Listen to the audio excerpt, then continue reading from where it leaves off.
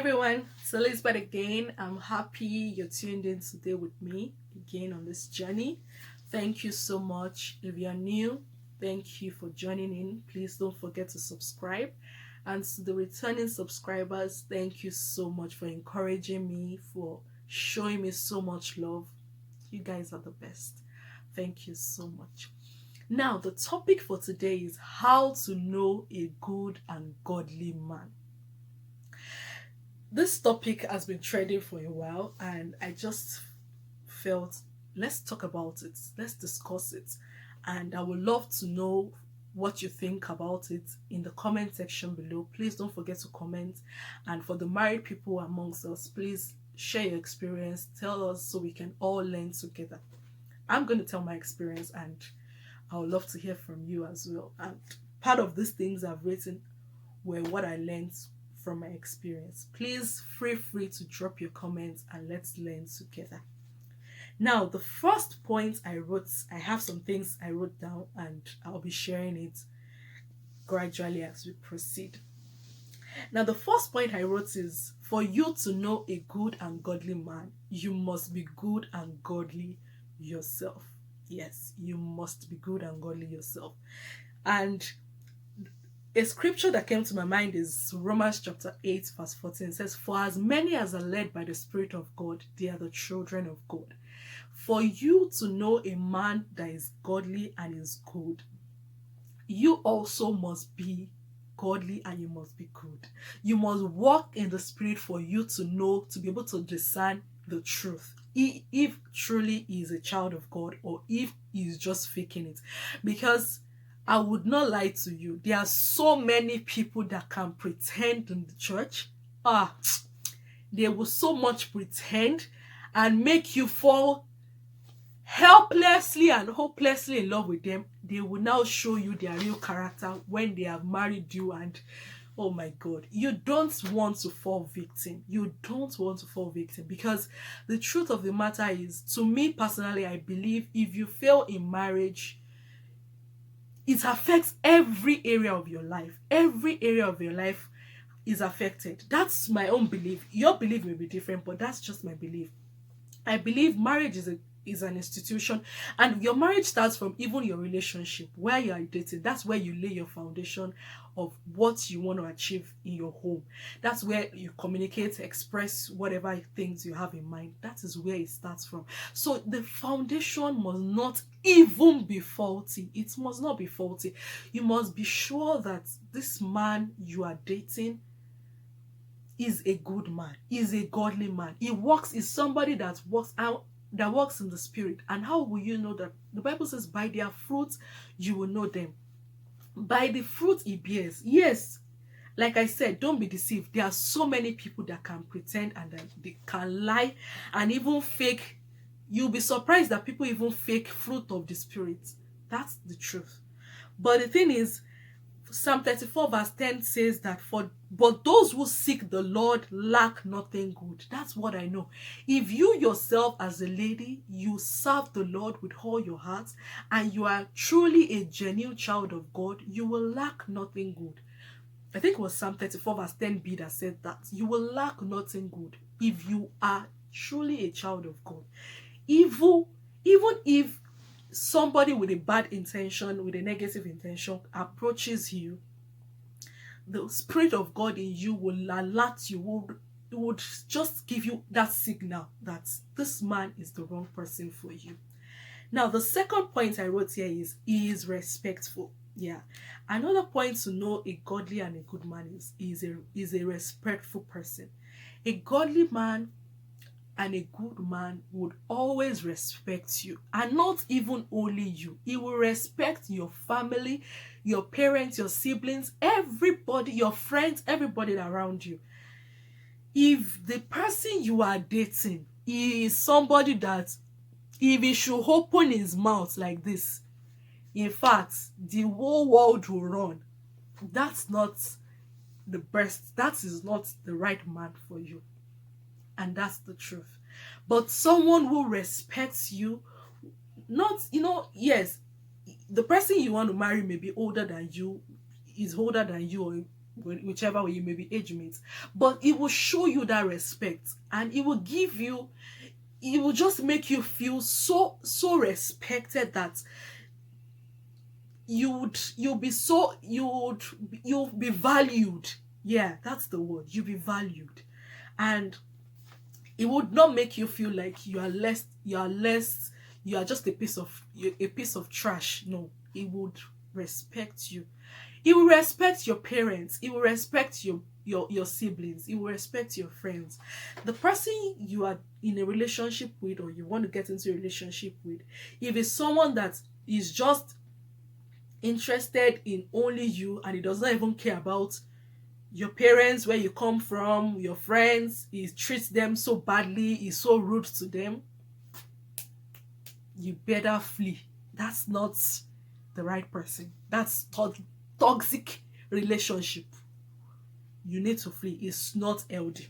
It's not healthy. Now, the third point I wrote here is, it makes you feel important. You know, when you value something that's, when you have something that you value so much, like when you have a gold, diamond, or something that you value so much, there's a way you cherish that possession. There's a way you cherish, if it's for people that love cars, I'm just using that as an example. But let me even use diamond. That's, you cherish it, gold, you cherish it so much. You would definitely not want anything to happen to it. And that's the way you will know a good and godly man. He will cherish you. He will make you feel important, like you're a valued treasure that he does not want to lose. But if like I said in the second point, if it treats you rudely, does not respect you, that's not healthy. You need to run. The fourth point I wrote is, he is genuine and he does not lie. The truth of the matter is, so many people can lie. So many guys can lie. They will make you think they have $1 billion in their account, whereas they are broke, as in broke. They don't have anything, but they just lie, and they are not genuine. They are not real. That's the word. They are not real. They just like faking everything. Such a person is not exhibiting the characteristics of a child of God. He is not the right person for you. Yes, some of us, the truth is, some of us ladies, we actually know the truth. We actually know the man that is good for us. We actually know that this person is not good for us, because when you see him, he beats you up like you are a punching bag. He beats you up every time. He harasses you, embarrasses you, he talks to you without respect and regard, and still you are still trying to make that relationship work. But why do you want to kill yourself? You don't have to stay in that kind of relationship that does not add value to you. Any relationship that you think does not add value to you, I think the best thing is for you to cut out of that relationship. Leave that man as fast as possible. In fact, don't even try to see how you can work it out, because the thing is, if you think he's beating you in your relationship, no, when you get married he's going to change. I doubt it. People change, yes, but if the Spirit of God is telling you that's not the right man for you, don't waste your time and try and see how you can make the relationship work. It's not the best. It's not healthy. I don't want to lose you. That's the truth. Now, the fifth point is, he is focused and has a drive. One thing I know is, everybody on this earth has something that drives them. There is something you are passionate about. And a good man or a godly man must have something he's passionate and something that drives him. What drives him? Something that is in line with what the Bible says. If something that drives him is something outside the Bible, then he is not the right person. If whatever drives him, if it's not what drives you, he may not be the right man for you. If what drives him is opposite of your belief as a child of God, then is a no-no. The sixth point is he seeks the best for you. He supports you and he encourages you. That's one thing my husband does a lot. Yes, I've been married for over 7 years now. And that's one thing I know he does a lot. He supports me and he encourages me to be the best. So if the man encourages you to be the best you can be, to support you, give you all the support you need, then he's a good person. He's a good man. He's a man that fears God.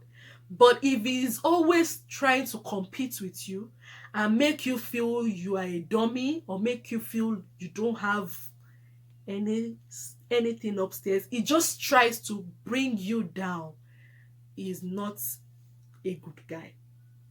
No, he is not a good guy. The thing about marriage and relationship, I believe, which leads to marriage, is we are a team. You and your man, you should be a team. You should not be at loggerheads competing with each other. No, you should be a team. You should be a team. You can work together and balance things up and achieve great success when you are united, when you are one. But when he keeps competing with you, you have a master's and all he's trying to do is to get PhD because he just wants to be ahead of you, I wonder what will happen if you get a job that is paying ×2 of his salary. Then that marriage will not work. So is a no-no. The seventh point I wrote is he is ready to make things work. A good and godly man will always want to make things work. He will always want to see how the relationship can move forward. He is always ready to make sacrifices for the relationship, for you. He is always ready to make sacrifices for you. He is always ready to do things just to make you happy, and he is not selfish. He is ready to protect you. That's a good and God-fearing man. He is always ready to protect you, and he seeks your best every time. He seeks everything that makes you happy. That's a good man. The 8th point I wrote here is he is open and is honest. Really, guys, communication is key. If this guy is not open, both of you cannot even have a reasonable thing to talk about. You cannot communicate with him. He does not listen. He's not ready to listen to you. He's not ready to take your own points. Then he's not a good man. He's not godly. No, he's not. But if he's ready to listen to you, if he's always open to communication, he's open and he's honest with who he is. Yes. While I was dating my husband, even before we married, I knew so many things about him. From his finances, how much he was earning, he made it clear and open to me. And I felt, I'm not even married this guy. I already knew how much he was earning. He was working in the bank. I already knew how much he was earning. I already knew when his salary drops in his account. I knew everything. I knew his account details. And he was just open. So I knew when he was broke. I knew when he had a lot. And he didn't make anything. He didn't hide anything from me. That's how it should be. Your man should be open with you. He doesn't have to hide things from you. He needs to be open and be genuine. Be honest. That's a good man. But someone who is always hiding, he has a building somewhere and you don't know about it. He bought a car, you don't know about it. He's building a house for his parents. You don't know anything about it. And it's his friend that you met in the market or somewhere that told you details about the man you are in a relationship with. Then he's not a good guy. He's a no. The 9th point I wrote here is you are comfortable and you have no reason to pretend. A good man will always make you comfortable. He makes you comfortable. You have no reason to pretend with him. the person that brings the best out of you, you will just be open with him. You don't have to pretend. You can be yourself. That's the truth. And why would I want to marry someone that I'm always trying to please him? I'm not myself. I'm not. If I like eating food with my hands, but because the man I'm dating, he does not like it, he thinks is a taboo, then I'm going to always pretend, which is not me. Why should I be in a relationship with someone where I cannot be myself? I have to pretend. Then if such a person is who you are dating, he is not a good guy and he is not godly. No. The person you are dating must always make you feel comfortable, must always bring out the best in you, and must love you for who you are, irrespective of where you come from, how you look. He must love you for who you are. He must not make you feel insecure. Yes, that's the word. He must not make you feel insecure. He must love you for who you are, and you must be able to be yourself. Be yourself. Don't pretend. Be yourself. Now, the 10th point I wrote here is you have peace. For you to know a good and godly man, he gives you peace. Yes, he gives you peace.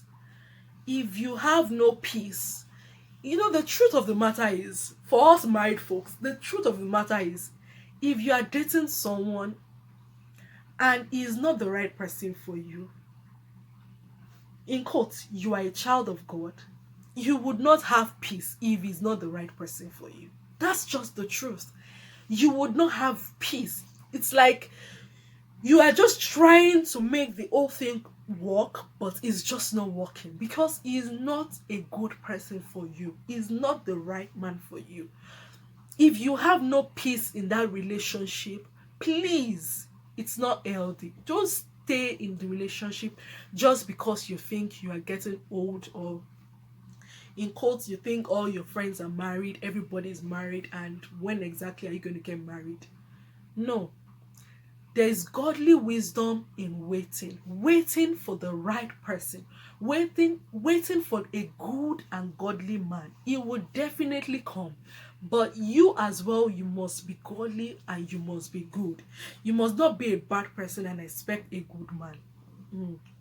That's the truth. But the truth of the matter is, he would come. There is wisdom in waiting. Please don't settle for less. Settle for the best. The good man will surely come. Thank you for staying tuned with me, and I hope you will drop your own comments in the comment section below and let me know what you think about this video and what you think about how to know a good and godly man. Thank you so much for joining me again today. God bless you.